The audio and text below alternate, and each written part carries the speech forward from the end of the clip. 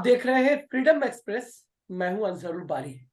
7 सितंबर को दक्षिण भारत के कन्याकुमारी से शुरू हुई राहुल गांधी और कांग्रेस पार्टी की भारत जोड़ो यात्रा 30 जनवरी को यानी 136 दिन के बाद 14 राज्यों का सफर करते हुए श्रीनगर में अपने समापन समारोह के साथ खत्म हो गई है। राहुल गांधी की इस यात्रा का मकसद जो बताया गया वो ये कि भारत को एकजुट करना और सभी को साथ लेकर के आगे बढ़ना है, और ये भी कहा गया कि एक मोहब्बत की दुकान खोलनी है। यात्रा के दौरान राहुल गांधी बार बार कहा करते थे कि वो देश में नफरत के माहौल को बदलना चाहते हैं, मोहब्बत की दुकान खोल देना चाहते हैं। हालांकि इस दौरान कई बार राहुल गांधी ने केंद्र सरकार पर बेरोजगारी, महंगाई, भारत के सीमा क्षेत्र में चीन की दखलंदाजी का मुद्दा भी जमकर उठाया। साथ ही साथ मीडिया खास तौर से जो इस पूरे मामले को लेकर के आवाज को दबाता रहा है, उसका मुद्दा उठाया। इसके अलावा उन्होंने सीधे तौर पर जो कुछ उद्योगपति हैं उनका नाम लेकर के उन पर तीखे हमले किए। तो इस तरह से राहुल गांधी ने तमाम चीजों को अंजाम देते रहे। वो इस बीच वो कई राज्यों का उन्होंने दौरा किया, और तमाम राज्यों में दौरा करते करते जब वो श्रीनगर पहुंचे तो उन्होंने कहा कि हमने कहीं नफरत देखी नहीं है। हालांकि इस पूरी यात्रा के दौरान कई तरह की तस्वीरें उनकी उभर करके सामने आई। उन तस्वीरों में कहीं बच्चों का हाथ पकड़ करके वो चलते नजर आते हैं, कहीं बूढ़ी माँ है उसका हाथ पकड़ के चलते हुए नजर आते हैं, कोई बुजुर्ग है, कोई जवान है। मतलब जो समाज या जिंदगी के तमाम जो सेक्टर्स हो सकते हैं, जो उससे जुड़े हुए लोग हैं, वो तमाम के तमाम लोग राहुल गांधी के इस यात्रा में साथ साथ चलते रहे, कदम से कदम मिलाते रहे। उसी में हमारे साथ प्रोफेसर राम पुनियानी साहब भी मौजूद हैं। वो भी उस यात्रा का हिस्सा बने थे। हमारे साथ मोहम्मद अदीब साहब हैं जो कि पूर्व सांसद हैं। उन्होंने भी पूरी कोशिश की, लेकिन सेहत न होने की वजह से वो उस तरह से नहीं चल पाए। जाहिर है कि चूंकि देश को मोहब्बत का संदेश देना था, प्यार फैलाना था, तो वो तमाम चीजें थी। और जो लोग भी इस चीज पर यकीन रखते हैं वो कहीं ना कहीं इस चीज को समझते हैं, और वो बराबर इस तरह का समर्थन करते हुए नजर आ रहे थे। तो उसके बाद जब ये यात्रा शुरू हो रही थी तो उस वक्त ये सवाल किया जा रहा था कि राहुल गांधी इस यात्रा के जरिए से क्या हासिल करना चाहते हैं। क्या कांग्रेस पार्टी में नई जिंदगी फूंकना चाहते हैं? क्या उनकी इस यात्रा का मकसद विपक्ष के नेताओं पर एक मजबूत जो उनकी एक दावेदारी हो सकती है, क्योंकि कांग्रेस पार्टी पूरे देश में धीरे धीरे कमजोर हो चुकी थी, तो उसको जो है मजबूती के साथ स्थापित करना था। कई तरह के सवालात उस वक्त किए जा रहे थे। लेकिन अब एक सवाल यह भी पूछा जा रहा है कि राहुल गांधी जिस यात्रा को लेकर के चले थे और जो अब खत्म हो गई है, मोहब्बत की जो दुकान खुली है, वो दुकान क्या उसी मजबूती के साथ आगे भी कायम रह पाएगी? क्या जो मोमेंटम जिस तरह का उनका इस यात्रा के दौरान मोहब्बत का मिला है, लोगों ने जिस तरह का प्यार अपनायत जाहिर की है राहुल गांधी के साथ, वो आगे भी बाकी रहेगी? क्योंकि चुनौतियां बहुत सारी हैं। तो आज इन्हीं तमाम मुद्दों पर हम बातचीत करने की कोशिश करेंगे। हमारे साथ इस वक्त दो खास मेहमान मौजूद हैं। प्रसिद्ध हिस्टोरियन और वरिष्ठ शिक्षाविद के तौर पर प्रोफेसर राम पुनियानी साहब को जाना जाता है। उनका अपना यूट्यूब चैनल है, उसके जरिए से वो अपने मैसेज को बराबर लोगों तक पहुंचाने की कोशिश करते हैं। वो हमारे साथ हैं, हम उनका बहुत बहुत स्वागत करते हैं। साथ ही साथ हमारे साथ जी, पूर्व सांसद और Indian Muslim for civil rights के चेयरमैन मोहम्मद अदीब साहब हैं। हम उनका भी बहुत बहुत स्वागत करते हैं। तो पुनियानी साहब, सबसे पहले हम जी, आप ही के पास आएंगे, आपसे चीज को जानने और समझने की कोशिश करेंगे। जाहिर है कि आप भी इस पूरी यात्रा में कुछ हिस्सों पर आप भी उनके साथ चले थे। एक मकसद था प्यार मोहब्बत बांटने का, देश में एकता का राज कायम करने की एक कोशिश है, क्योंकि समाज में जिस तरह की नफरत देखी जा रही है उसमें इस तरह के कदम की जरूरत थी। आप क्या कहेंगे इस पर? जी, पहले तो बहुत शुक्रिया आपका।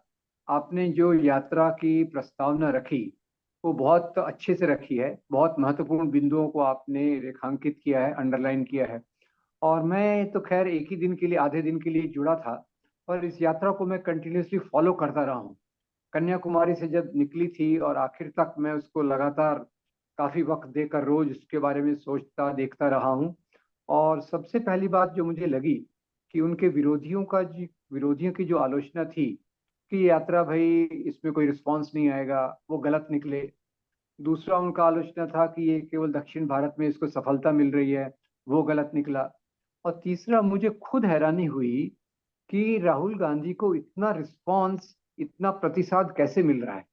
और उन्होंने भी जिस प्रकार से आपने वर्णन किया उसके बारे में एक ही मैं बात जोड़ दूं, वो सर्दी में चलते रहे, बारिश में चलते रहे, और लगातार उन्होंने जो यात्रा के दौरान देखा वीडियोस में, और मैंने खुद भी जो महसूस किया वहां जाकर, उनकी ज्यादा तमन्ना ये थी कि वो लोगों की बात सुने, लोगों की समस्याएं क्या हैं।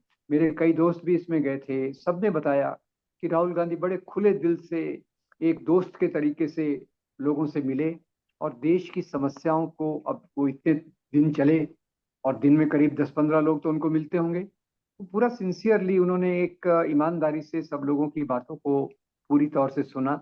तो मुझे लगता है कि ये यात्रा अपने आप में, इसने पहला काम जो किया है, जो डर का माहौल एक बहुत भयंकर रूप से खड़ा हो गया था, उस माहौल को तोड़ने में ये काफी सफल रही, ऐसा मुझे लगता है।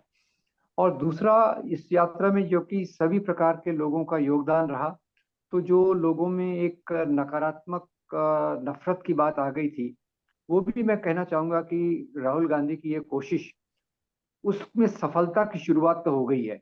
मोहब्बत की दुकान खोलने की जो बात कर रहे हैं, उसमें थोड़ी सफलता की शुरुआत तो हो गई है।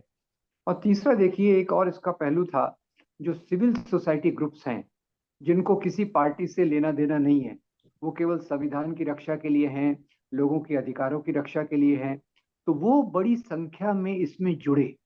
और मैं थोड़ा अनुभव बता दूं कि महाराष्ट्र में इस यात्रा का जो आयोजन था, तो उसमें योगेंद्र यादव, डॉक्टर गणेश देवी, इन दो लोगों ने कॉन्क्लेव बुलाया था नागपुर वर्धा में। तो मुझे खुद हैरानी हुई कि इतने सालों से मैं पूरे महाराष्ट्र में और देश में घूम रहा हूँ, तो जो भी सब महत्वपूर्ण सिविल सोसाइटी ग्रुप्स थे, जो नागरिक अधिकारों के लिए, ह्यूमन राइट्स के लिए काम करते हैं, वो सब वहाँ मौजूद थे। और सबने पूरी जोशो खरोश से इसका समर्थन किया।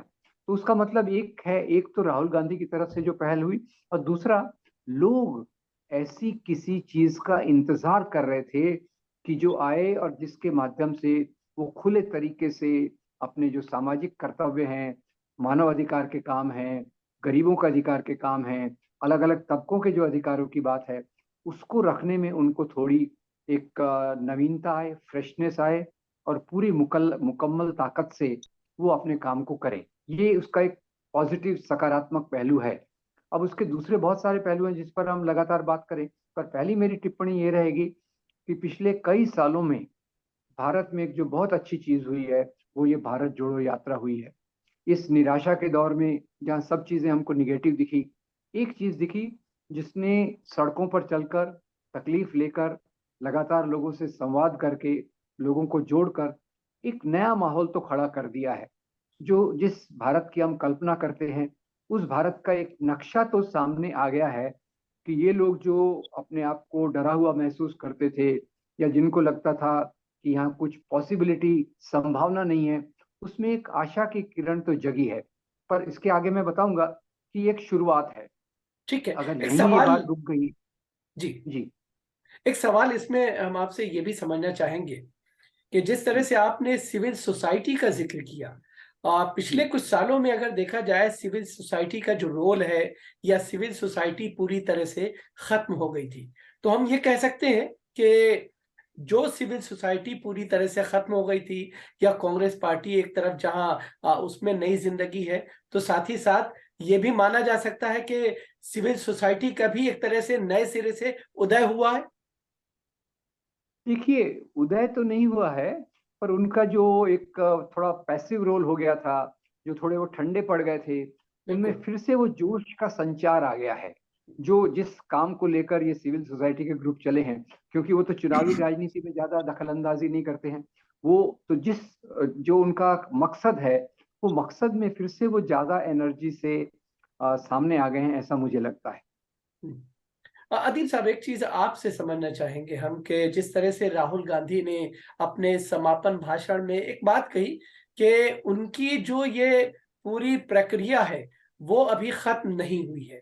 उनका साफ तौर पे ये कहना है कि इस तरह से जो हमने प्यार और मोहब्बत की एक दुकान खोली है, ये दुकान चलती रहेगी। साथ ही साथ उन्होंने ये भी कहा है कि हमारे पास और भी आइडियाज हैं जो हम आगे जा करके उसको इम्प्लीमेंट करेंगे। आप क्या कहेंगे और किस तरह से देखेंगे इसे?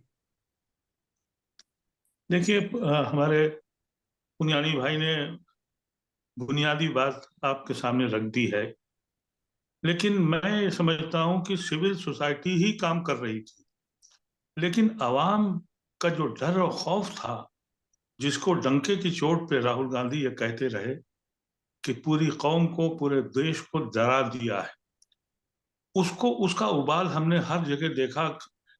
वो राहुल गांधी नहीं है जो 10 अकबर रोड से के राहुल गांधी थे। मैं उस राहुल गांधी को मुझे कभी अच्छा नहीं लगा, लेकिन ये राहुल गांधी कुछ और राहुल गांधी था, जो गरीबों की बस्ती से निकल के आया, खलियानों से आया और मुख्तलिफ जगह लोगों से मिला। ये एक नया राहुल गांधी था जिसने नेहरू और गांधी की याद को ताजा कर दिया। जहां तक इस यात्रा का फायदा है, तो मैं आपसे बयान करूं कि जो सबसे बड़ा फायदा इस यात्रा से हुआ, वो ये कि मेरा कश्मीर मुझे वापस मिल गया। उस लाल चौक पर जहां नारे लगते थे पाकिस्तान जिंदाबाद के, और जहां मुझे याद है कि मुरली मनोहर जोशी किस अंदाज से झंडा गाड़ने गए थे एक बख्तरबंद गाड़ी में, और दिलों को जो जिस तरीके से प्राइम मिनिस्टर और होम मिनिस्टर ने तोड़ा था, मैं बयान नहीं कर सकता जो मेरे आंखों से आंसू निकल रहे थे जब मैंने देखा कि वो नौजवान जो पाकिस्तान के नारे लगाता था, वो खड़ा होकर कह रहा था कि हम हिंदुस्तान के बाद पिछले, और वो हिंदुस्तान के नारे लगा रहा था। ये वो कारनामा है जो हिंदुस्तान का कोई लीडर पैदा नहीं कर सका। इन्होंने सारी कोशिश की थी कि कश्मीर हमसे निकल जाए। वहीं का नौजवान हजारों की तादाद में बर्फ और बारिश के अंदर राहुल गांधी का इंतजार कर रहा था। ये वो तारीख के लम्हे हैं जो किताबों में लिखे जाएंगे, और ये कहा जाएगा कि हमारे कश्मीर को हमें फिर दिल से जोड़ के दिया है, वो राहुल गांधी ने दिया है। ये कोई मामूली इंसिडेंट इसको मत समझिएगा। हर जगह इस्तेकबाल हुआ, हर जगह वो लोग निकले जो बेबस और बेकस थे, उनमें बोलने की आवाज नहीं थी। एक शख्स खड़ा हुआ तो लोग उसके इर्द गिर्द जमा हो गए। मुझे याद आता है जयप्रकाश नारायण का मूवमेंट भी। जयप्रकाश नारायण एक खोए हुए इंसान थे, बहुत कम लोग जानते थे, लेकिन उस वक्त की इमरजेंसी ने और उस वक्त के हालात ने जयप्रकाश नारायण को लोकनायक बना दिया। उससे बड़ा कारनामा राहुल गांधी ने किया, हिम्मत की।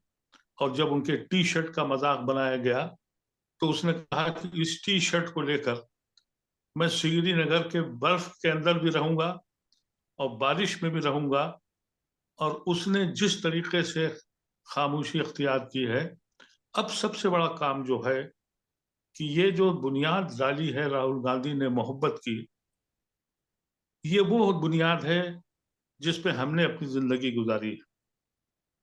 हमारे ऐसे लोग जो ये सोचते थे कि हम जिंदा क्यों हैं, अपने सामने अपने मुल्क को बर्बाद होते देख रहे हैं, अब एक उम्मीद की किरण हम में है और नौजवान खड़ा हो गया है। तो सबसे पहले तो मैं ये कहूंगा कि जो जो लोगों को ये कहते थे कि मोदी नहीं तो कौन, तो मोदी नहीं तो कौन आ गया। अपोजिशन के लीडरों को अब अपनी जमात के बजाय इस देश को बचाने का एक प्लेटफॉर्म राहुल गांधी ने दे दिया है। नहीं तो क्या आप ये बदनसीबी मानते हैं होगी उन पॉलिटिकल लीडर्स की अदीब साहब? जो अभी भी अपनी और अपनी जात और अपनी पार्टी के लिए लड़ेंगे, और इस संविधान को, इस इंस्टीट्यूशन को, इस गांधी के उस ख्वाब को तोड़ने के लिए अभी भी अगर कोई काम करेगा, तो वो उतना ही बड़ा दुश्मन होगा जितने आरएसएस के एजेंडे के लोग हैं। बिल्कुल। मैं किसी पार्टी का मेंबर नहीं हूं।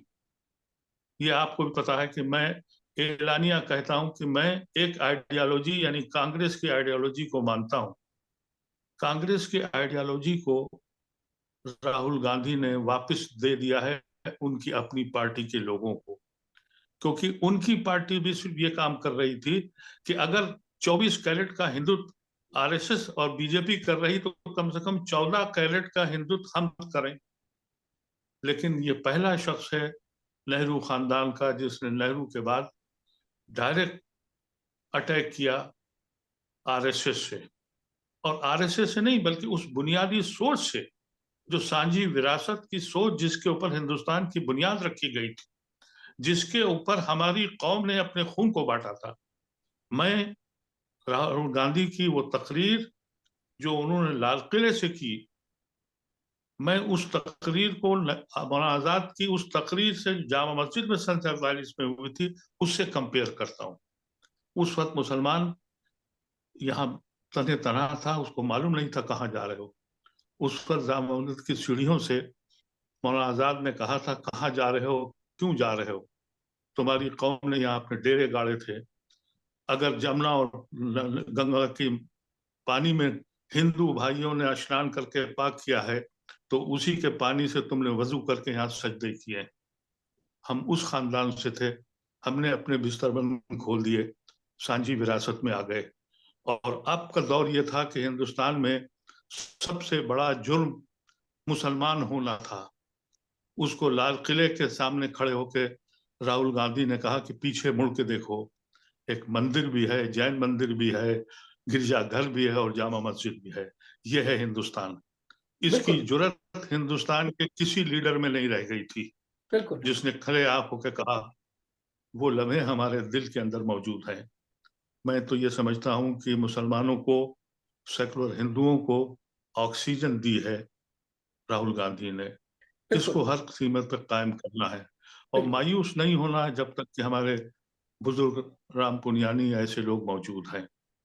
मैं आप आज पुनियाली ये साहब। समझता हूं कि बेहतरीन मौका है।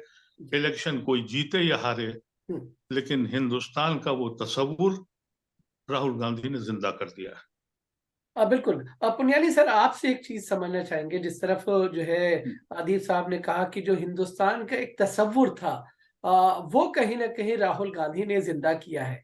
लेकिन बिल्कुल। कहीं ना कहीं ये तमाम चीजें कनेक्ट होती हैं सियासत से। और सियासत में चाहे आरएसएस हो या भारतीय जनता पार्टी हो, उन तमाम, और उसके साथ साथ मीडिया, इन लोगों ने राहुल गांधी की जो छवि थी वो एक तरह से नन्हे बच्चे जैसी बना रखी थी।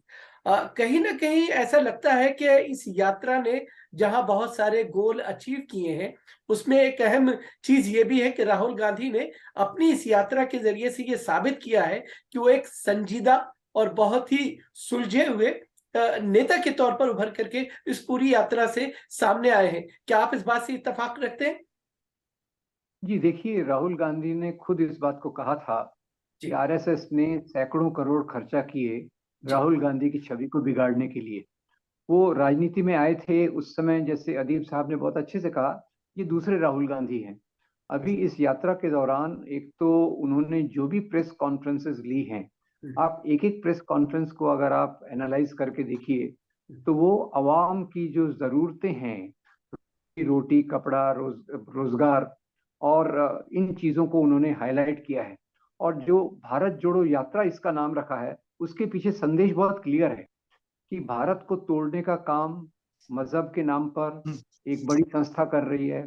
और उसके खिलाफ ये संदेश बिल्कुल क्लियर हो गया कि, और वो राहुल गांधी के माध्यम से बहुत पावरफुल शक्तिशाली तरीके से आया। अदीब साहब ने बहुत अच्छे से बताया कि राहुल वो एक नेता है जो आज ये नफरत पैदा करने वाले संगठन के खिलाफ खुलेआम बोलते हैं, बेखौफ बोलते हैं, पूरी प्रतिबद्धता से और पूरी ईमानदारी से बोलते हैं, कोई उसमें लाग लपेट नहीं होता। और मुझे लगता है समाज के परिवर्तन की शुरुआत तभी होती है जब आप जो खराब काम करने वाले हैं उनको चिन्हित करें। उनके खिलाफ नफरत की जरूरत नहीं है, पर जिस प्रकार का वो मैसेज दे रहे हैं उसका मैसेज का मुकाबला करना बिल्कुल जरूरी है। और मैं इसको, मुझे ये भी याद आ गया कि अगर आप देखें तो महात्मा गांधी ने जो बड़ी यात्राएं की थी, अब भारत देश अपने आप तो नहीं बन गया, ये जो बना आंदोलनों के माध्यम से बना, ऐसी यात्राओं के माध्यम से बना। तो बहुत सालों बाद, इसलिए मैंने कहा कि भारत में करीब 30-40 दशक के बाद ऐसी कोई चीज हुई है जिसने भारत की आत्मा, जो वास्तविक आत्मा है, गंगा जमुना तहजीब वाली, जो लोकशाही वाली, मतलब हमारी जमहूरियत वाली आत्मा, उसको झकझोर दिया है। इसके ऊपर जो एक दबाव रखने की कोशिश थी, इसको दबाने की जो कोशिश थी, उसके ऊपर एक असर तो जरूर हुआ है कि ये जिस रास्ते पर हम चल रहे हैं पिछले 20-30 साल में, ये हमारा वो इंडिया नहीं है जो आज़ादी के आंदोलन से निकला। ये वो इंडिया नहीं है जिसका ख्वाब मौलाना आज़ाद हो या खान अब्दुल गफ्फार खान हो या सुभाष चंद्र बोस हो या महात्मा गांधी हो या अम्बेडकर हो। उन्होंने जो सपना देखा, उस सपने के ऊपर पूरी तौर से एक प्रेशर आके उसको नकारने की जो कोशिश हो रही थी। और जो आज़ादी के आंदोलन में जिन्होंने हिस्सा नहीं लिया था, जो अपने राष्ट्रभक्ति के नाम पे आज बहुत बड़ी छातियां फुला रहे हैं, वो लोग एक प्रकार से जो माहौल खड़ा कर रहे थे, उसमें एक बहुत बड़ा छेद कर दिया गया है। और आपने जो राहुल गांधी का सवाल किया, मैं निश्चित रूप से कह सकता हूं कि आपके एक प्रधानमंत्री हैं, जब से वो प्रधानमंत्री बने एक प्रेस कॉन्फ्रेंस नहीं हुई। और यहाँ एक दूसरा शख्स है जो हर दूसरे तीसरे दिन प्रेस कॉन्फ्रेंस लेता है, पब्लिक मीटिंग लेता है, और चलने के दौरान आप याद रखिए कि वो चलते समय वो कोई खाली नहीं रहते हैं। लोगों के अभिवादन का जवाब तो देते हैं, पर जो लोगों की समस्या है, उस समस्याओं को बहुत प्रतिबद्धता से और सिंसियरली सुनते हैं। तो आपकी, जैसे मैं कई बार सोचता हूँ, महात्मा गांधी ने जब पूरे भारत की यात्रा की थी थर्ड क्लास कंपार्टमेंट में, वहीं से उनको समझा भारत क्या है, इंडिया क्या है। तो अभी जो पूरी यात्रा है, उससे राहुल गांधी का पुराना इमेज का तो सवाल ही नहीं उठता। अब किसी की हिम्मत भी नहीं होगी उनको उस प्रकार से उनका अपमान करने की। उसके उलट मैं कहूंगा कि राहुल गांधी ने जो भी कुछ पढ़ा होगा, पहले लोगों से मिला होगा, पहले उसकी जो समझ होगी, उस समझ में 1000 गुना इजाफा इस यात्रा के कारण हुआ होगा, ऐसे मेरी समझ है। बिल्कुल। क्योंकि उन्होंने यात्रा का एक भी मिनट वेस्ट नहीं किया है। हर मिनट, मैं 3-4 घंटे उनको देखा, हर मिनट जी। वो कुछ न कुछ लगे हैं। और किन लोगों से मिल रहे हैं? वो कोई बड़े लोगों से नहीं मिल रहे, मजलूम लोग, हैंडीकैप, जो स्पेशली एबल्ड लोग, बच्चे, बूढ़े, तकलीफ वाले लोग, इनसे सुन के जिस प्रकार से मोहब्बत से मिलते थे, ऐसा लगता है ये तो मेरा करीबी कोई दोस्त है, मेरा पड़ोसी है, जिससे मैं अपने दुख दर्द शेयर कर रहा हूँ। तो वो राहुल गांधी का जो इमेज है, ये अभी मेरे ख्याल से ये सच्चे राहुल गांधी ये हैं। और उन्होंने जो बिल्कुल। कहा था वो राहुल गांधी मर गया, उसको एक आध्यात्मिक तौर से देखिए। तो वास्तव में जो राहुल गांधी का इमेज इन्होंने खड़ा किया था 8 साल पहले, 7 साल पहले, ये वो राहुल गांधी है ही नहीं। ये वो राहुल गांधी है जो भारत की आत्मा, भारत के स्पिरिट को अपने अंदर बिठा चुका है। और वही उनकी इसलिए पुराने इमेज का तो कोई सवाल ही नहीं उठता।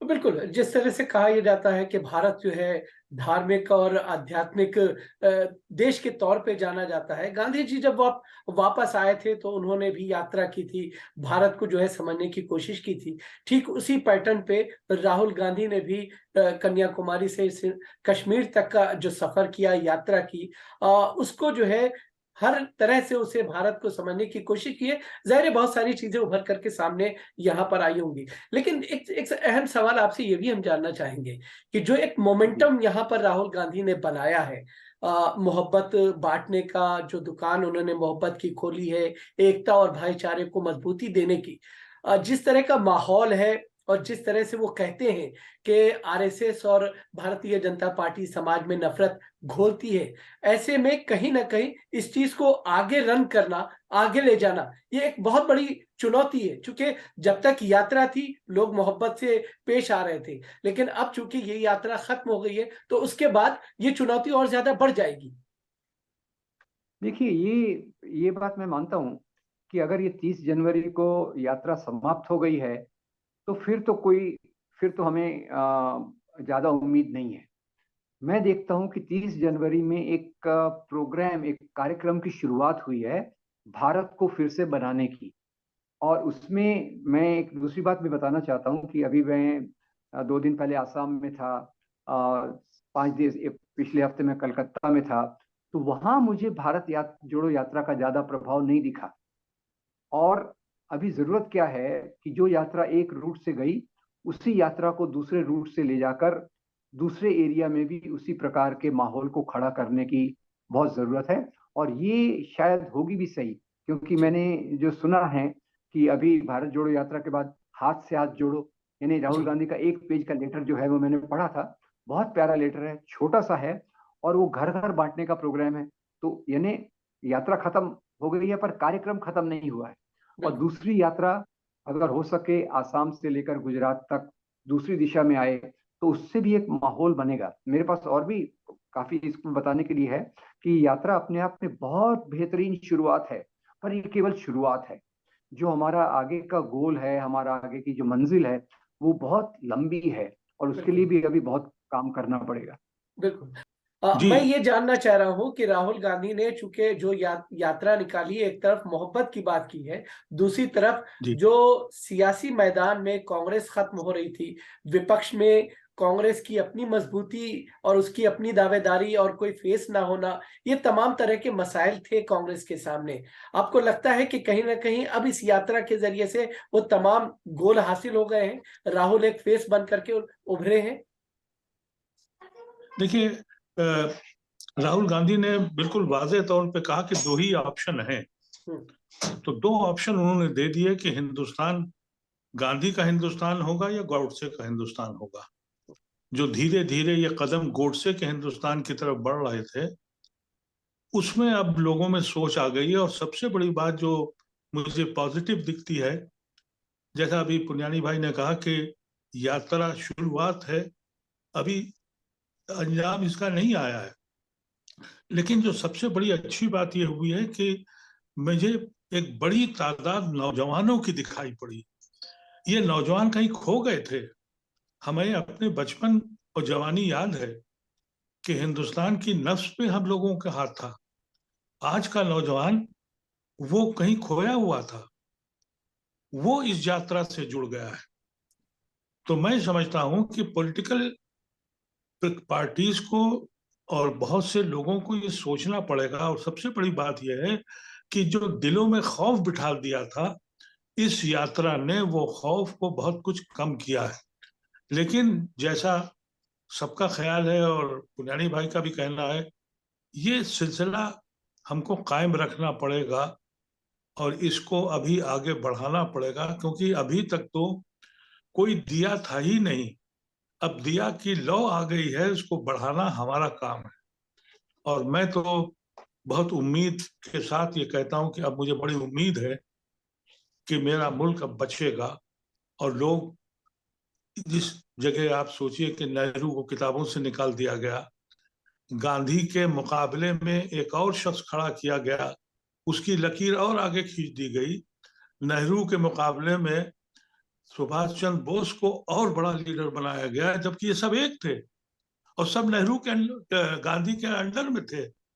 लेकिन ये नई साजिशें चल रही हैं, ये एहसास कमतरी के जो हवाला है, अब आज ही देखिए कि मुगल गार्डन भी इनको तकलीफ करने लगा, मुगल गार्डन को भी हटा दिया गया। तो इस तरह की जो ये हरकतें बेवकूफ़ी की कर रहे हैं, इसका जवाब मिलेगा इनको। बिल्कुल और सबसे बड़ी बात यह है कि मैंने अपने स्टूडेंट लाइफ में हमेशा से ये देखा कि हिंदुस्तान की तारीख, गांधी ने जब मूवमेंट शुरू किया तो सन 2021 में वो बनारस हिंदू यूनिवर्सिटी गए। 21 में जब जाकिर हुसैन साहब वहाँ प्रेसिडेंट थे, और मुझे फख्र है कि उसी प्रेसिडेंट की चेयर पर मैं कोई 40 साल के बाद मैं उस गद्दी पे बैठा, तो जाकिर साहब गांधी जी के साथ वापस आए और वहाँ उन्होंने बगावत की और गांधी के साथ जुड़े, अली बिरादरान जुड़े। फिर ये सिलसिला मैंने बहुत बाद में देखा। जेपी का मूवमेंट हुआ तो सबसे पहले हमारे ऐसे आदमी को उन्होंने पटना बुलाया, मैंने उनको अलीगढ़ यूनिवर्सिटी का लाइफ मेंबर बनाया, नौजवानों ने वो तहरीक चलाई। फिर मुझे ये ख्याल आया कि जब वीपी सिंह ने तहरीक चलाई तो वो भी नौजवानों के जरिए चली। आज मुझे नौजवान कहीं खोया हुआ दिखता था।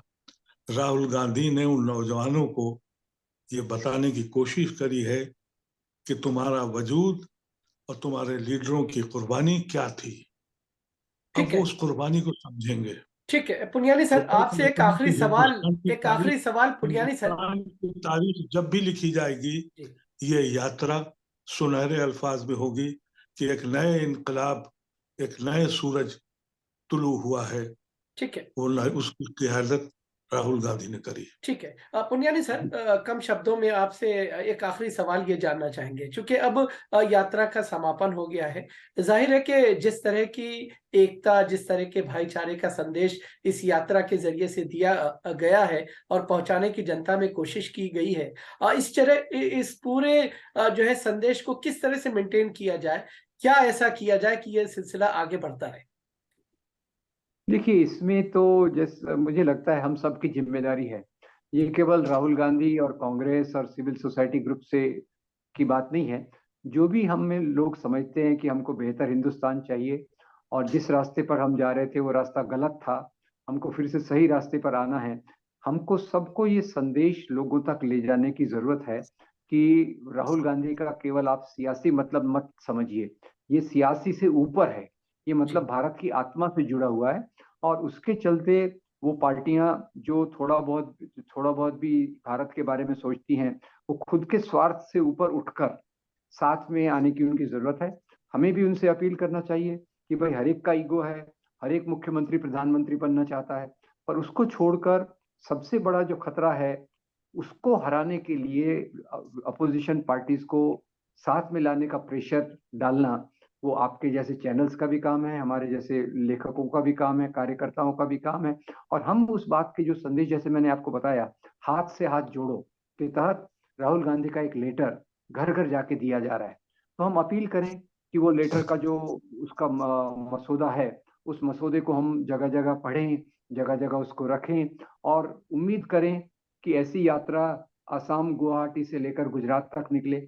और इस प्रकार का संदेश जो जैसे अदीब साहब ने बहुत अच्छे से कहा कि नवयुवक अभी जागृत हो रहा है। और मैं आपको ये बताना चाहता हूँ कि कांग्रेस के अंदर भी जो एक सुस्ताई आ गई थी, सुस्तपना आ गया था कि भाई पावर में हैं तो पावर के लिए काम करेंगे, अभी कांग्रेस के अंदर भी जो नौजवान तबका है जो इन बातों को समझ रहा है, वो ज्यादा एक्टिव हो रहा है। और मैं उस पर भी मुझे बहुत उम्मीद है कि कांग्रेस के अंदर और कांग्रेस के बाहर जो नौजवान अगली पीढ़ी वाले लोग हैं, वो एक अच्छे भविष्य का सपना देखने के लिए इसको आगे ले जाएंगे, इसकी मैं उम्मीद भी करता हूँ। और वो उम्मीद से मुझे काफी आशा भी मिलती है। बहुत बहुत शुक्रिया राम पुनियानी साहब आपका, अदीब साहब आपका। तो इस प्रोग्राम में फिलहाल इतना ही, लेकिन जाने से पहले हम अपने तमाम दर्शकों से कहेंगे, अगर आपने इस चैनल को सब्सक्राइब नहीं किया है तो इस चैनल को सब्सक्राइब करें, इसके वीडियोस को लाइक और शेयर करें। तो आज इस अहम प्रोग्राम में फिलहाल इतना ही, इजाजत दीजिए, आदाब।